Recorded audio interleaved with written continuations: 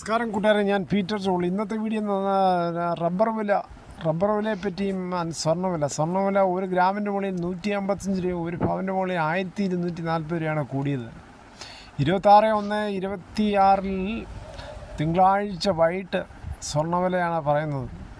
22 carrot രൂപ 14,845, ഒരു പവന് 1,12,760. അതുപോലെ 24 ക്യാരറ്റ് രൂപ 16,195, ഒരു പവന് 1,29,560. അതുപോലെ 18 ക്യാരറ്റ് രൂപ 12,146, ഒരു പവൻ 97,168. ഇതാണ് വൈകിട്ടത്തെ സ്വർണ്ണവില.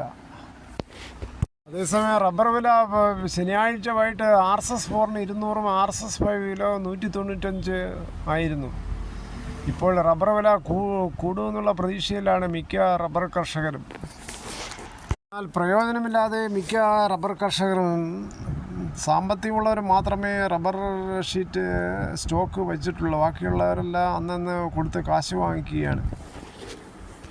നടക്കാൻ പോകുന്ന സംസ്ഥാന സർക്കാരിൻ്റെ അവസാനത്തെ ബഡ്ജറ്റ് റബ്ബർ മേഖലയ്ക്ക് വളരെ ഗുണകരമായ പ്രഖ്യാപനങ്ങൾ നടത്തുമെന്നാണ് മിക്ക റബ്ബർ കർഷകരുടെയും പ്രത്യാശയോടെയുള്ള കാത്തിരിപ്പ്. പ്രകടന പത്രികയിൽ പറഞ്ഞിരിക്കുന്നത് 250 രൂപ റബ്ബറിന് താങ്ങുവില കൊടുക്കുമെന്നുള്ള.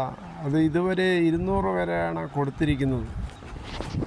50 രൂപയുടെ കൂട്ടി 250 ആക്കുമോ എന്നുള്ളതാണ് കർഷകരുടെ ഒരു ചോദ്യം.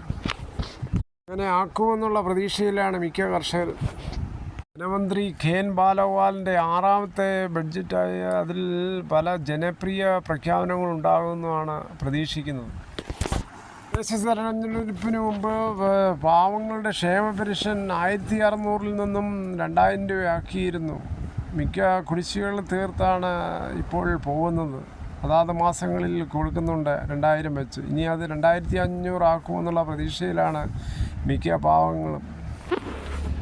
അതിന് ഓരോ ജനങ്ങൾക്ക് നല്ല രീതിയിൽ പ്രയോജനപ്പെട്ടിട്ട് ഓരോ ബഡ്ജറ്റുകൾ എന്ന് നമുക്ക് ആശംസിക്കാം. ഇതോടുകൂടി ഈ വീഡിയോയുടെ പൂർണ്ണമാകുന്നു. ഇത്രയും സമയം ക്ഷമയോടെ കേട്ടിരുന്ന വളരെയധികം നന്ദി. നിങ്ങൾക്ക് ഇഷ്ടമായെങ്കിൽ ഒരു ലൈക്ക്, ഒപ്പം നിങ്ങളുടെ വിലയേറിയ അഭിപ്രായങ്ങൾ സബ്സ്ക്രൈബ് ചെയ്യാൻ മറക്കല്ലേ.